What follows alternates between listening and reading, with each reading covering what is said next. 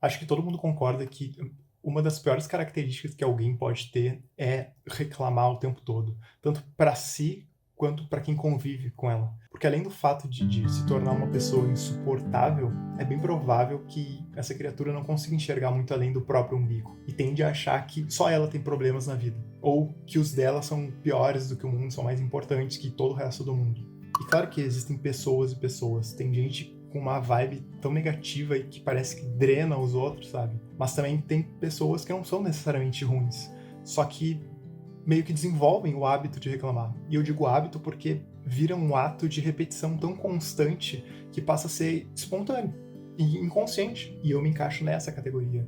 Eu não reclamava por achar divertido. Inclusive, sempre achei péssimo. Eu tentava me policiar ao máximo e acabei adquirindo esse vício e fazia isso de forma inconsciente mesmo, sabe? Nem percebia. Entre vários fatores, mas isso aconteceu basicamente porque teve um momento na minha vida que eu tava querendo fazer 1000 coisas ao mesmo tempo. Eu queria ser ultra produtivo, trabalhava pra caramba, sempre precisava ter algum projeto paralelo para não sentir que eu tava estagnado, porque eu queria sair daquela corrida de ratos maldita. Só que com todas as outras obrigações do dia a dia, que uma pessoa adulta que mora sozinha e precisa garantir a própria subsistência tem, é difícil manter esse ritmo por muito tempo. Só que eu já estava há muito tempo assim. Para ser mais exato, mais de uma década, com certeza.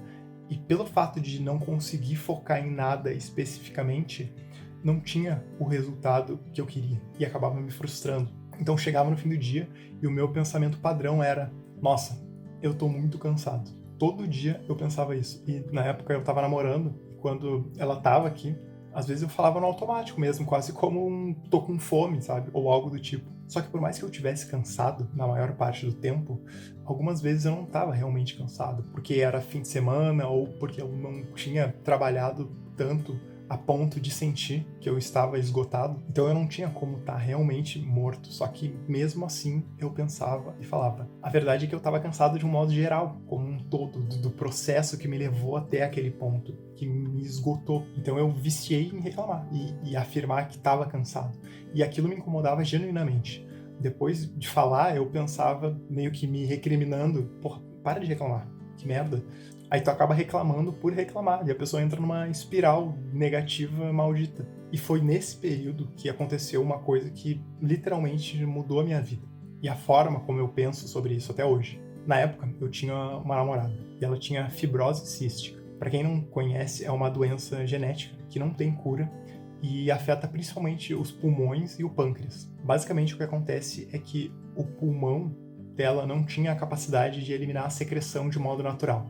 Então, com o tempo, todo aquele muco acumulado pode gerar infecções, a pessoa fica mais propensa a pegar uma bactéria, ter uma complicação séria.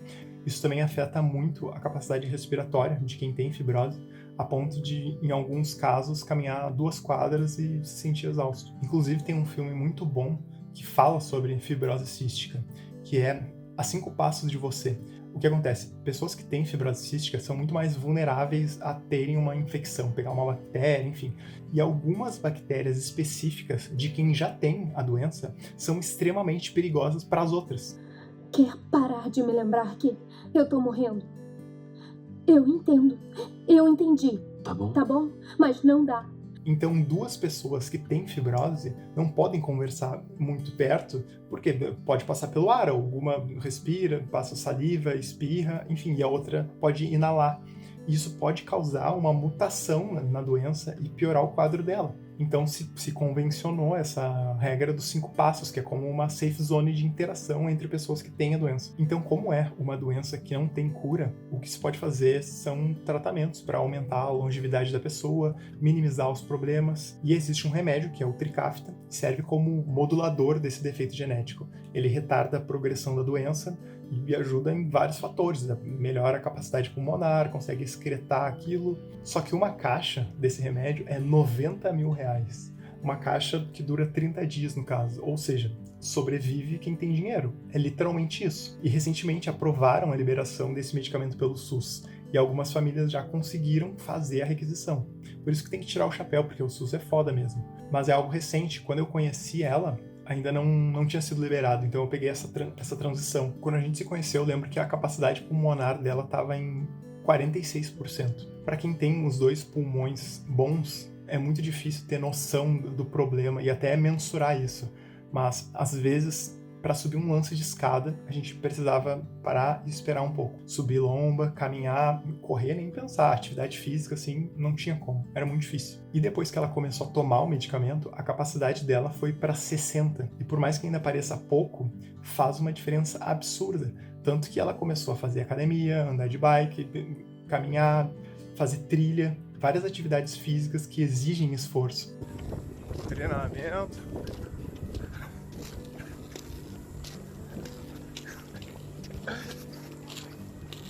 Ai, caralho. Só que não bastasse a fibrose cística, ela também tinha diabetes. Então, todo dia tinha que furar o dedo, medir a glicose, aplicar insulina, fazer toda essa função, sei lá, 3, 5 vezes por dia às vezes. E nessa época tinham lançado o Freestyle Libre, não sei como se pronuncia, e ajuda muito no controle, porque o negócio é uma bolinha, tipo um botão branco, com uma haste bem fininha no meio. Então tu coloca no braço e ele tá medindo o tempo todo. E ele te dá como tá a glicemia naquele momento. Então imagina, porra, é muito bom, porque tu não precisa ficar se furando, se picando o tempo todo. E na época desse acontecimento específico que eu quero chegar, ela tava há um tempo cuspindo sangue. Sentia um negócio borbulhando dentro dela e vinha sangue. Só que não era algo controlável, vinha na boca e tu tinha que cuspir. Só que, como algumas vezes ela estava na rua ou no trabalho, e para não cuspir, ela engolia. Até que um dia a gente estava aqui em casa e ela começou a sentir essa borbulha e foi só o tempo de chegar no banheiro e vomitou, na pia mesmo. Mas assim, não foi uma golfada. Ela vomitou muito, muito, muito sangue. Eu pensei que tivesse explodido alguma coisa dentro dela, porque não era possível aquela quantidade absurda de sangue. Para ter uma noção, ela vomitava um pouco, eu abri a torneira para descer, só que chegou um momento que ela começou a vomitar tanto, sem parar, que entupiu a pia. Daí eu fechei a torneira para não acumular mais água, e ela continuou vomitando e, nossa, eu acho que passou da metade da pia, sabe? E eu não sei como ela não desmaiou, de verdade, ela é muito forte. Na hora eu liguei pra ambulância, avisei a mãe dela também. O Brownie tava na volta, ficou ansioso, porque eles sentem, né? Eles sabem quando tem algo acontecendo. Eu tava com o celular numa mão, tentando afastar o cachorro com o pé e segurando ela com a outra mão, porque eu pensei que a qualquer momento ela fosse despencar no chão. E como ela não parava de vomitar sangue sem parar, eu pensei que tivesse alguma hemorragia interna ou algo do tipo. Eu lembro que naquele momento eu tive certeza que ela fosse morrer. Porque não tinha como não ser algo muito grave. Eu nunca tinha visto aquilo na minha vida. E até hoje, eu nunca vi. Aí chegou a ambulância, a mãe dela chegou um pouco antes, quase juntos, na verdade, e a gente foi pro hospital. Era tarde já tinha passado da meia-noite, porque quando eu voltei pra casa, eu cheguei 2h30 da manhã, mais ou menos. Ela ficou lá para fazer um monte de exame, procedimento, para descobrir o que tinha acontecido. E o que aconteceu foi o seguinte: como o pulmão dela é machucado, ele tem muitas microlesões, como se fossem ranhuras, que não cicatrizam nunca. Só que são muitas. Então essas lesões sangravam e esse sangue do pulmão entrava na via respiratória e voltava pela boca. E como muitas vezes ela engolia ao invés de cuspir, foi acumulando, até que chegou uma hora que virou tipo um vulcão em erupção e soltou tudo junto. Aí ela fez um procedimento para cauterizar essas feridinhas e estancar esse sangue. Ficou uns dias internada, mas depois melhorou e saiu de lá. Tá, mas o que isso tem a ver com o tema do vídeo? Porque eu lembro que nesse dia, quando eu cheguei em casa, depois de deixar ela no hospital, fiquei pensando naquilo, nem consegui dormir. Fiquei com aquilo na cabeça, aquela imagem do sangue na pia é muito forte. E me dei conta que, mesmo tendo uma doença incurável, mesmo com diabetes, a vida inteira passando mais tempo no hospital do que em casa, a maioria dos natais, festa de fim de ano, ela passava no hospital. Aniversário no hospital, ficava internada por meses. E absolutamente nenhuma vez ela reclamou. Nunca. Eu falo isso, eu chego a me arrepiar, de verdade. Ela nunca reclamou da vida. Nunca falou que não era justo, ou porque isso estava acontecendo com ela, ou que tinha muita gente podre no mundo e aquilo foi acontecer justo com ela. Nada, nenhuma vez. Isso foi um tapão na minha cara, porque fiquei me sentindo um imbecil, sabe? Um ridículo idiota que reclama porque tá cansado de trabalhar. Sendo que a pessoa tem uma doença incurável e mal consegue respirar direito e nunca reclamou. Tem noção na dimensão disso? É uma coisa muito forte, sabe? E como eu podia ter essa arrogância de achar que o meu problema era grande o suficiente para ficar todo maldito dia reclamando. E depois disso, eu nunca mais reclamei, porque eu não me sentia digno de ter esse direito de reclamar, não me sinto até hoje. Às vezes, a gente fica tão isolado na nossa própria bolha e imerso em nós mesmos que simplesmente perde a noção do que é um problema real, de verdade. E claro que muitas vezes eu me sinto cansado ou fico de saco cheio, mas sempre que isso acontece, automaticamente vem esse gatilho na minha mente e me põe no lugar. E isso mudou a minha percepção dos problemas e como eu lido com eles, e melhorou a minha vida como um todo, porque mudou a minha vibe, não o meu estado de espírito em um dia específico, mas a minha vibe da vida, de sempre. E acho que ser uma pessoa positiva é universalmente bom em todos os sentidos. E não reclamar te faz ser uma pessoa positiva.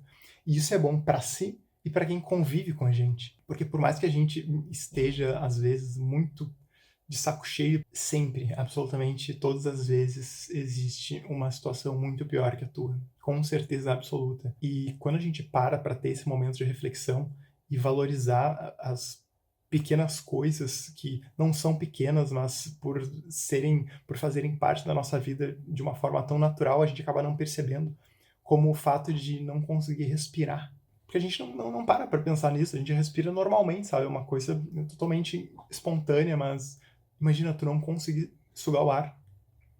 Enfim, é isso. O vídeo ficou um pouco longo, mas eu senti que eu precisava contar essa história, até pela admiração que eu tenho por ela. E como teve um efeito tão positivo em mim, talvez possa ter em outras pessoas também, sei lá.